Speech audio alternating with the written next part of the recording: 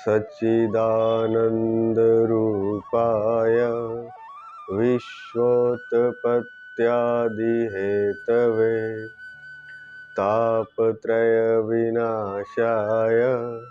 श्रीकृष्णाय वयं नुमः। श्रीकृष्णाय वयं नुमः। भक्तवांछा कल्पतरु शरणागत वत्सल भक्त वत्सल संपूर्ण ब्रह्मांड के नायक, अखिल कोटि अनंत ब्रह्मांडों के नायक, परात्पर परब्रह्म भगवान श्री कृष्ण और उनके कलयुग के जीवों के लिए साक्षात स्वरूप श्रीमद् भागवत महापुराण के चरणों में प्रणाम करते हुए भगवान की विशेष कृपा और व्यासदेव जी की, महर्षि व्यासदेव जी की विशेष कृपा, सुखदेव मुनि जी की, कि कलयुगी जीवों के लिए उन्होंने भागवत की, श्रीमद् भागवत महापुराण की रचना की, ताकि कलयुगी जीव भगवान श्री कृष्ण का साक्षात दर्शन कर सकें, वे भी भगवान के अंग संग हो सके। तो भगवान के स्वरूप, साक्षात स्वरूप ही है भगवान का श्रीमद् भागवत महापुराण। साक्षात स्वरूप मानते हुए इनके चरणों में प्रणाम करते हुए भागवत के, और साथ ही साथ दिव्य विभूतियों श्री गणेश जी, श्री हनुमान जी, नारद जी, सनकादि ऋषियों, व्यास जी, सुखदेव जी, महर्षि पराशर, माँ सरस्वती, सब ऋषियों और सरस्वती माँ विद्या की देवी, वाक देवी सरस्वती के चरणों में प्रणाम करते हुए और उनसे प्रार्थना की वे स्वयं ही हमें माध्यम बना करके, हमें बांसुरी बना करके स्वयं ही इसमें प्राण फूंकते हुए कथा का प्रचार, प्रसार और संचार भक्तजनों में, रसिक जनों में, प्रेमी जनों में करें। प्रथम स्कंद के 12 अध्याय पूर्ण हो चुके हैं। आज 13वां अध्याय प्रारंभ होता है। पिछले अध्याय में हमने राजा परीक्षित के जन्म की कथा सुनी और किस तरह के उनके गुण हैं यह ब्राह्मणों ने बताया। इसके बाद भगवान श्री कृष्ण द्वारिका चले गए, जो कि कथा पहले ही सुनाई जा चुकी है। आज जो 13वां अध्याय है, इसमें विदुर जी को दुर्योधन ने अपने राज्य से निकाल दिया था, तो विदुर जी चले गए थे तीर्थ यात्रा पर आत्मज्ञान को प्राप्त करने के लिए। तो उन्हें आत्मज्ञान प्राप्त हो गया और वे वापस आए हस्तिनापुर। तब तक युद्ध भी हो चुका था कौरवों पांडवों का, और राज्य जो कौरवों के पास था वो पांडवों के पास, जो उनके वास्तविक उत्तराधिकारी थे, उनके पास आ चुका था। और भगवान द्वारिका गमन कर चुके थे। बहुत कुछ घटनाएं घट चुकी थी, जो आंधियां आनी थी वे आ चुकी थी। अब पूर्णतः शांति थी। पूरी पृथ्वी का राज्य पांडवों के पास, अर्थात उनके पांडु के श्रेष्ठ पुत्र धर्मराज युधिष्ठिर पूरी पृथ्वी पर राज्य कर रहे थे। तब वे वापस आए, तो वह कथा आज हम सुनेंगे। अथ त्रयोदशो अध्याय। विदुर जी के उपदेश से धृतराष्ट्र और गंधारी का वन में जाना। सूत जी शौनकादि ऋषियों को कथा सुनाते हुए कहते हैं कि विदुर जी को जो संदेश मिला, आत्मज्ञान का जो ज्ञान मिला, वह मैत्रेय ऋषि से मिला, मैत्रेय जी से मिला, जो कि भगवान श्री कृष्ण के निर्देशानुसार, आदेशानुसार ही हुआ। उन्होंने ही आज्ञा दी थी। उद्धव जी द्वारा कि मैत्रेय जी, महर्षि मैत्रेय विदुर जी को ज्ञान देंगे, क्योंकि विदुर जी भगवान श्री कृष्ण के अनन्य भक्त थे। तो भगवान की यह विशेष इच्छा थी कि उनके जाने के बाद उनके स्वरूप का ज्ञान विदुर जी को विशेष रूप से दिया जाए, ताकि विदुर जी उनके जाने के बाद भी भगवान को हमेशा अपने अंग संग माने, हमेशा अपने साथ माने और उस परम तत्व भगवान श्री कृष्ण के परम तत्व को जान पाए। तो मैत्रेय जी ने विदुर जी को उपदेश दिया। यह कथा बहुत कम लोग जानते हैं, बड़ी छुपी हुई रहस्यात्मक ही कथा है, क्योंकि ज़्यादातर लोगों को नहीं पता कि धृतराष्ट्र ने युद्ध के बाद क्या किया, कैसे उनकी मृत्यु हुई, गंधारी की कैसे मृत्यु हुई। तो वह कथा भी है यहाँ पर। तो विदुर जी मैत्रेय जी से आत्मज्ञान प्राप्त करके उनके उपदेशों द्वारा वापस हस्तिनापुर लौट आए। विदुर जी के मन में जितने भी प्रश्न थे, जो कुछ भी उन्हें जानने की इच्छा थी, वह आत्मज्ञान के द्वारा उनकी पूर्ण हो गई, महर्षि मैत्रेय के उत्तरों के द्वारा। विदुर जी ने जो भी प्रश्न मैत्रेय जी से किए, जब वे उत्तर देते थे, उनके उत्तर देने से पहले ही उन्हें ज्ञान हो जाता था। इसलिए वे उनके प्रश्नों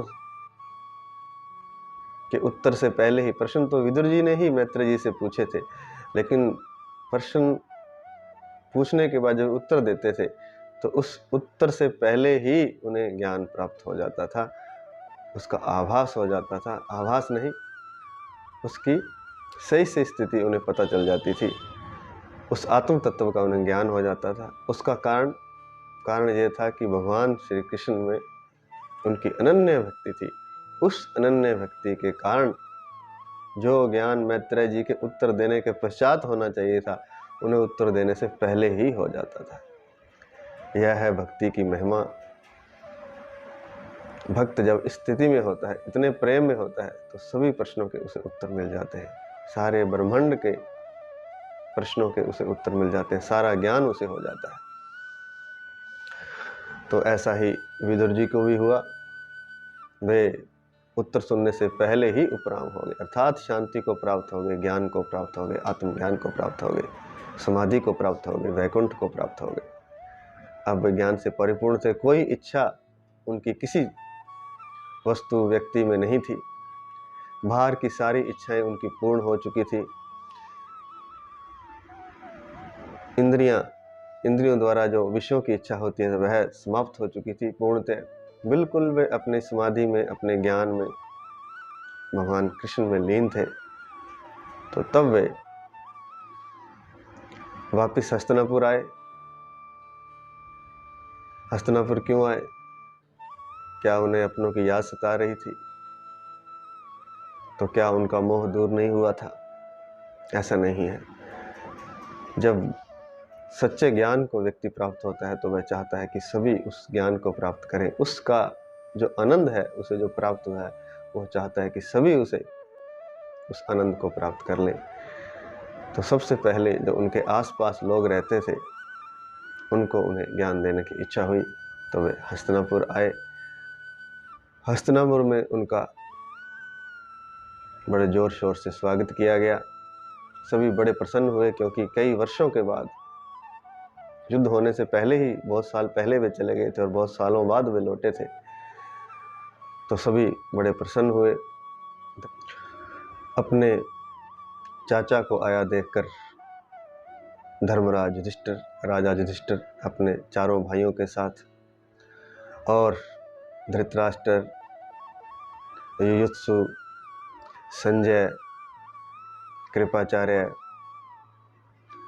कुंती, गंधारी, सुभद्रा, द्रौपदी, उत्तरा और कृपाचार्य जी की पत्नी कृपि आदि सभी विदुर को आया देख करके हर्ष से उनकी अगवानी करने के लिए आए। हस्तिनापुर के द्वार तक पहुँचे। सबने जथा योग्य उनसे प्रणाम और आलिंगन आदि किया, और सबकी आंखों में विरह के आंसू थे। इतने वर्षों के बाद वे आए हैं, तो प्रेम के आंसू, विरह के आंसू उनकी आंखों में छलकाए। विरह जनित आंसुओं से उन्होंने उनका स्वागत किया। उस हर्ष से, जो विरह के बाद जो खुशी प्राप्त होती है, बहुत दिनों का बिछड़ा जब कोई वापस आ जाता है तो जो खुशी होती है उसमें विरह भी होता है, उसमें प्रसन्नता भी होती है। तो उस प्रसन्नता युक्त आंसुओं से जब उन्होंने स्वागत किया और राजा युधिष्ठिर उन्हें बड़े प्रेम से भीतर ले आए, उनकी अगवानी की, उनका स्वागत किया और खूब उनका सत्कार किया। हस्तिनापुर में पांडव परिवार के सभी नर नारी और पुत्रों सहित स्त्रियां उनसे उनकी अगवानी की, उनसे प्रेम पूर्वक मिली। यथा योग्य प्रणाम आदि के द्वारा युधिष्ठिर अपने चाचा जी को आया देखकर अति प्रसन्न हुए। न केवल युधिष्ठिर बल्कि सभी लोग बहुत प्रसन्न हुए। ऐसा लगा मानो मृत शरीर में प्राण आ गए हो, जैसे मुर्दा जीवित हो उठा हो। इतना आनंद, इतना उत्साह सभी पांडवों को हुआ, सभी नर नारियों को और सभी सदस्यों को। तो महाराज युधिष्ठिर ने उन्हें विदुर जी को भोजन और विश्राम के बाद उचित आसन पर बैठाया और सबके सामने ही उनसे झुक करके प्रेमपूर्ण वाणी से इस प्रकार पूछा और इस प्रकार वचन कहे। युधिष्ठिर कहने लगे कि चाचा जी, आपने हमारी बहुत सहायता की। जैसे पक्षी अपने पंखों की छाया के नीचे अपने अंडों को सेते हैं और उनको बढ़ाते हैं, उसी तरह से आपने अपने कर कमलों की छाया में हमें, हम पांडवों को अर्थात और हमारी माता कुंती को अपने कर कमलों की छाया में सहेजे रखा। बहुत सी विपत्तियां आई, जिसमें लाक्षाग्रह, विषपान आदि हमें करवाने की कोशिश की गई, लेकिन आपने हमारी हर जगह सहायता की, हमें बचाया। उसी तरह जैसे पक्षी अपने पंखों के नीचे अपने अंडों को सुरक्षित रखते हैं, उनको सेते हैं, उनको बढ़ने देते हैं, आपने भी हमारा विकास किया। हम बड़े हुए आपके कर कमलों की छाया में। आपकी बड़ी कृपा है। अब मैं आपसे यह पूछना चाहता हूँ कि आप तीर्थ यात्रा करके आए हैं, तो आपने पूरी पृथ्वी का भ्रमण किया है। तो जब आप भ्रमण कर रहे थे तो आप किस वृत्ति से रहे, अर्थात किस तरह से आपने जीवन यापन किया, भोजन कैसे किया, शयन कहाँ किया, तो किस वृत्ति से आप रहे, यह मैं आपसे पूछना चाहता हूँ। और आप जैसे महापुरुष जिनके हृदय में भगवान श्री कृष्ण के प्रति अत्यंत प्रेम है, जिनके हृदय में भगवान बसते हैं, आप जैसे महापुरुष तो स्वयं ही तीर्थ होते हैं। बहुत श्रेष्ठ बात यहाँ लिखी है, जिनके हृदय में भगवान बसते हैं वे स्वयं तीर्थ हो जाते हैं। हालांकि हर जीव के भीतर भगवान है, लेकिन जीव उस भगवान के प्रति अनजान है, अज्ञानी है। हर जीव के भीतर परमात्मा है, लेकिन पर्दे की ओट में है। और जो ज्ञानी पुरुष है, उन्होंने बीच का पर्दा हटा दिया है। और पर्दा किस चीज़ का है? मैं और मेरी का, कामनाओं का, इच्छाओं का, वासनाओं का, तृष्णाओं का, दुख का, सुख का, इंद्रियों की तृप्ति का एक पर्दा भीतर भगवान और जीव के बीच में। हालांकि भगवान जीव के भीतर ही विराजमान है, फिर भी अपनी आकांक्षाओं, तमन्नाओं, मोह आदि के कारण जीव भगवान को जान नहीं पाता। लेकिन जो जीव भगवान को जान लेते हैं अपने भीतर, वे स्वयं तीर्थ स्वरूप हो जाते हैं। उनके दर्शन करने से ही तीर्थों का फल मिल जाता है। साथ ही साथ यहाँ एक बहुत ही सुंदर बात लिखी है कि ऐसे व्यक्ति जो भगवान को उपलब्ध होते हैं, जो भगवान के दर्शन अपने भीतर निरंतर करते हैं, वे तीर्थों को भी महातीर्थ बना देते हैं। तीर्थों में जाने से भगवान की अनुभूति होती है, भगवान की शक्ति वहाँ पर होती है, भगवान की तरंगें, भगवान का वातावरण उन तीर्थों में होता है। जहाँ भी हम जाते हैं, वृंदावन जाएं, हम काशी जाएं, हम अयोध्या जाएं, या नदियों के किनारे जहाँ जहाँ तीर्थ बने हुए हैं, वृंदावन जाएं तो यमुना नदी के किनारे यह तीर्थ है, काशी जाएं तो गंगा नदी के किनारे, अयोध्या जाएं तो सरयू नदी के किनारे, ऐसे ही नर्मदा आदि नदियां हैं और भी नदियां हैं जिनके किनारे तीर्थ बने हुए हैं। वहाँ पर या तो किसी महान संतों ने भक्ति की है, किन्हीं महान संतों ने भक्ति की हुई है, या फिर भगवान का वहाँ आविर्भाव हुआ है। ऐसे जो स्थान होते हैं वो तीर्थ बन जाते हैं। तो भगवान के जो भक्त होते हैं, जो अपने भीतर भगवान का दर्शन करते हैं, वो जब ऐसे तीर्थों में जाते हैं तो उनको महातीर्थ बना देते हैं, क्योंकि एक तो वो तीर्थ पहले से है और फिर वहाँ भगवान का भक्त जब पहुँच जाता है तो उस तीर्थ की शक्ति कई गुना बढ़ जाती है। तो युधिष्ठिर जी कहते हैं कि चाचा जी, आप तीर्थों का जब भ्रमण कर रहे थे, आप तो भगवत भक्त हैं, भगवान के दर्शन आपको हो चुके हैं अपने भीतर, तो आप तो तीर्थों को भी महातीर्थ बनाते हुए भ्रमण कर रहे थे। तो आप हमें सारी ज्ञान की बातें बताएं। आपने पूरी पृथ्वी का भ्रमण किया, कैसे किया, कहाँ क्या साधना की, सारा हमें बताएं। और साथ ही साथ आप द्वारका भी गए होंगे, तो भगवान श्री कृष्ण कैसे हैं, और हमारे सुहृद जो यदुवंशी लोग हैं, हमारे भाई, वो कैसे हैं, और यदुवंशियों के हृदय में भगवान श्री कृष्ण बसते हैं तो वे सारे लोग कैसे हैं, क्योंकि उन्होंने अपना आराध्य देव यदुवंशियों ने, यादवों ने भगवान को ही बना रखा है, भगवान श्री कृष्ण को बना रखा है। तो उनका हाल चाल हमें आप बताइए। इस तरह से युधिष्ठिर ने बड़े प्रेम से झुक करके विनय से विदुर जी से यह प्रश्न किया।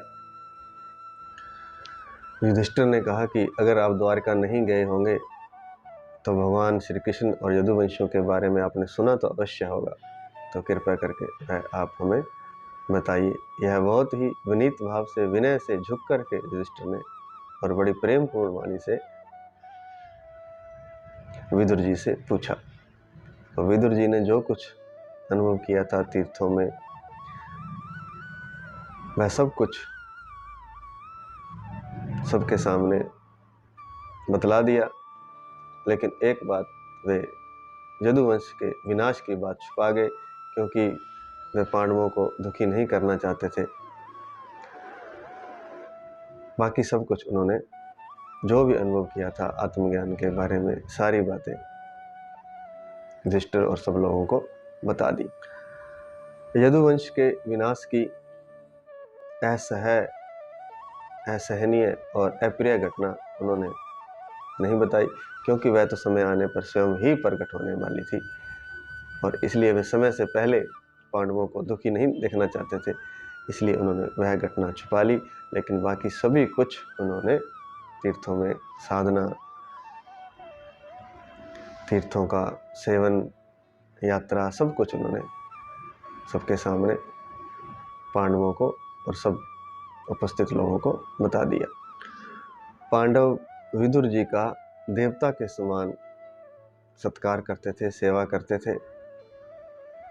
हालांकि विदुर जी को कोई कामना नहीं बची थी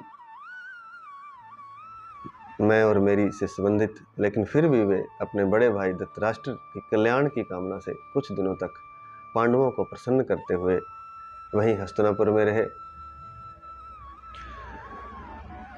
विदुर जी को मांडव्य ऋषि का श्राप था कि वे 100 वर्ष तक शूद्र रहेंगे, इसलिए वे विदुर जी के रूप में उन्होंने धरती पर जन्म लिया था। और तब तक, क्योंकि वे धर्मराज थे, तब तक धर्मराज का कार्य अर्यमा कर रहे थे। विदुर जी साक्षात धर्मराज थे। वे मांडव्य ऋषि के शाप से शुद्ध हो गए थे, जो कि उन्होंने विदुर के रूप में जन्म लिया। और तब तक न्याय का कार्य ऊपर अर्यमा देख रहे थे और वही पापियों को उचित दंड देते थे। अब यह कथा क्या है कि धर्मराज को शाप मिला और उन्हें धरती पर शूद्र बनकर आना पड़ा विदुर जी के रूप में। तो एक बार मांडव्य ऋषि को वहाँ के राजा ने कुछ चोरों के साथ पकड़ लिया और ऋषि को भी उन्होंने चोर ही समझ लिया। तो सब चोरों को सजा सुनाई गई, सबको सूली पर टांगा गया, जिसमें कि मांडव्य ऋषि को भी सूली पर टांग दिया गया। सूली अर्थात एक शूल होता है, एक तीखा भाला मान लीजिए, उस पर टांग दिया जाता है, उस पर लटका दिया जाता है और उससे धीरे धीरे फिर मृत्यु हो जाती है। लेकिन जब राजा को पता चला कि ये तो मांडव्य ऋषि हैं और ये निरपराध हैं, ऋषियों को अनुचरों ने चोर समझकर पकड़ लिया है, तो उन्होंने उन्हें सूली से उतार दिया। तब तक वे जीवित ही थे, उनकी मृत्यु नहीं हुई थी, क्योंकि सूली पर चढ़ने से जल्दी मृत्यु नहीं होती थी, कुछ समय बाद धीरे धीरे खून के बह जाने से मृत्यु होती थी। तो उन्हें उतार दिया गया और राजा ने उनसे क्षमा मांगी और अपना पाप उनसे क्षमा करवा लिया। लेकिन मांडव्य ऋषि तो ऋषि थे, बहुत पहुंचे हुए ऋषि थे। वे तुरंत वे यमराज के पास पहुंचे और उन्होंने पूछा कि मेरा अपराध क्या था, मुझे क्यों सूली पर चढ़ाया गया धरती पर? ऐसा मैंने कौन सा कर्म कर दिया कि मुझे आप सूली की पीड़ा को सहन करवाया, इतना कष्ट क्यों दिया? तब धर्मराज ने कहा कि जब आप छोटे थे, बच्चे थे, तो आपने एक टिड्डी को कुश की नोक से छेद दिया था, उसमें छेद निकाल दिया था। जैसे बच्चे खेलते हैं कई बार सूल से, छोटे छोटे जीवों को तंग करते हैं, तो ऐसे आपने टिड्डी को छेद दिया था। तो उस अपराध के कारण आपको सूली पर टांगा गया। तो मांडव्य ऋषि को क्रोध आया। उन्होंने कहा मैंने जानबूझकर नहीं किया था, मैं निरपराध हूं, क्योंकि मैं छोटा बच्चा था, मैं तो खेल रहा था, मैंने किसी को जानबूझकर कष्ट नहीं दिया, इसलिए आपने यह निर्णय सही नहीं किया है। धर्मराज को भी मांडव्य ऋषि ने शाप दे दिया, क्योंकि वे उस स्थिति में थे, ऐसी उच्चतम स्थिति में थे। तो धर्मराज के गलत कार्य के कारण, क्योंकि अनजाने में किया है, तो उन्होंने शाप दिया कि तुम 100 वर्ष तक धरती पर जाओ और धरती पर तुम शुद्ध रूप में रहोगे, यह मेरा शाप है। तो तब तक वहां पर तो जो शूद्र बनकर आए धरती पर, तो वे विदुर जी थे। पांडवों के यहाँ उन्होंने कुरुवंश में यहाँ जन्म लिया, दासी के गर्भ से, और इसलिए कौरव आदि खासकर दुर्योधन उनका सम्मान नहीं करता था, लेकिन पांडव उनका बड़ा सम्मान करते थे और पांडु भी उनका बहुत सम्मान करता था। तो विदुर के रूप में उन्होंने जन्म लिया, शूद्र के रूप में, और वे 100 वर्ष तक धरती पर रहे, लेकिन वे साक्षात धर्मराज ही थे। तब तक यमलोक में अर्यमा धर्मराज का कार्यभार संभालते थे और वही पापियों को उचित दंड देते थे। तो यह कथा है विदुर जी के जन्म की। अब चलते हैं हस्तिनापुर। तो हस्तिनापुर में पांडव बड़े प्रसन्न थे, युधिष्ठिर राज कर रहे थे, उनके पौत्र हो चुका था परीक्षित के रूप में, परीक्षित ने जन्म ले लिया था। तो युधिष्ठिर प्रसन्न थे कि वंश समाप्त नहीं हुआ, वंश चल रहा है, और राजकाज में वे व्यस्त हो गए थे, गृहस्थ के कार्य में व्यस्त हो गए थे, तो उन्हें समय का भान ही नहीं रहा। तो प्रसन्नता में कहते हैं कि पता नहीं चलता समय कब गुजर जाता है। तो लेकिन काल तो अपनी गति से चलता रहता है, काल किसी के लिए ना रुकता है ना ठहरता है। तो वह समय आ पहुंचा जब कहते हैं कि बुढ़ापा आ जाता है, मृत्यु जब नज़दीक आ जाती है। लेकिन विदुर जी धर्मराज थे, उन्होंने काल की गति को पहचान लिया और उन्होंने काल को नज़दीक आया देख करके अपने बड़े भाई धृतराष्ट्र से इस प्रकार कहा। विदुर जी ने काल की गति को जानकर, मृत्यु को आया जानकर, काल को आया जानकर जो उपदेश अपने बड़े भाई धृतराष्ट्र को दिया वह हम कल सुनेंगे विस्तार से। आज इतना ही। जय श्री कृष्ण। हरि शरणम, हरि शरणम, हरि शरणम। हे नाथ, हे नाथ, मैं आपको भूलूं नहीं, मैं आपको भूलूं नहीं। हे नाथ, मेरा मन प्रति क्षण आप में लगा रहे, ऐसी कृपा करें। हे नाथ, यह आपके करने से होगा, मेरे प्रयासों से नहीं होगा। जय श्री कृष्ण। हरि शरणम, हरि शरणम, हरि शरणम।